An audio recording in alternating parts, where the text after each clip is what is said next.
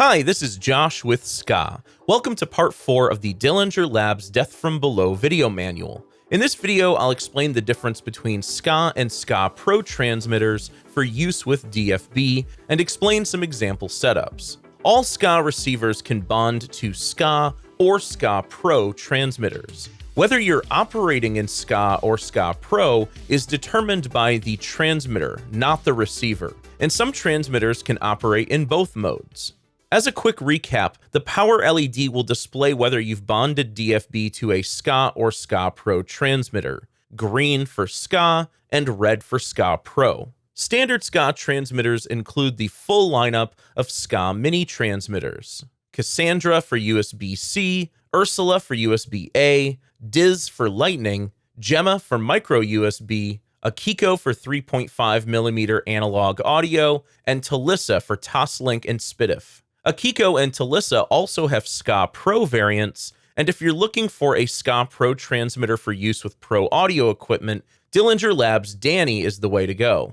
Standard SKAA transmitters allow you to send audio to up to 4 receivers simultaneously at 36 milliseconds of fixed latency. If you need lower latency than that for pro audio applications, SKAA Pro can send audio to up to 2 receivers simultaneously at 19 milliseconds of fixed latency. Latency may not be a big deal if you're just playing music around the house or background music for a party or an event. But if you're using SKAA wireless for your DJ rig, a live sound rig, for live performance, or in a studio, you'll likely want the lower latency. If you need more than 2 receivers in a SKAA Pro setup, you can actually daisy chain multiple Danny receivers and get 2 extra receivers for each Danny you add. Danny also has the added benefit of being able to operate in SKAA or SKAA Pro mode.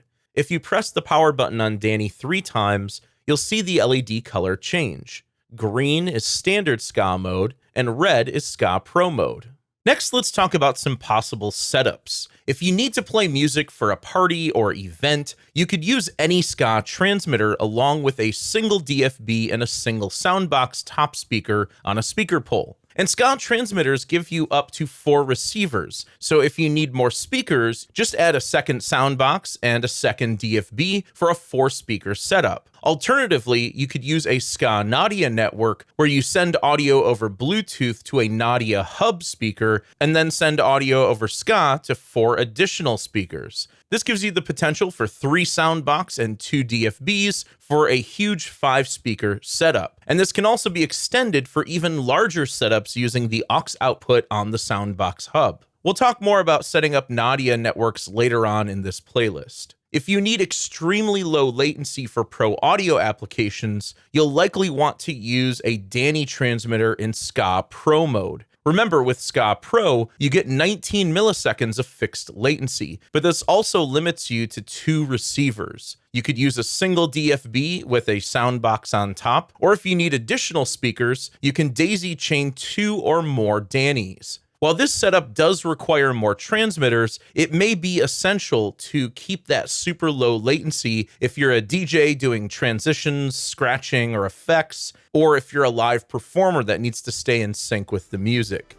So that's the difference between SKAA and SKAA Pro for use with the DFB. Continue on through this playlist if you want to see deep dives for all of DFB's features. If you want to learn more, head over to SKAA.com or SKAAstore.com, and to stay up to date on all new SKAA products, please consider subscribing to the SKAA Sound YouTube channel.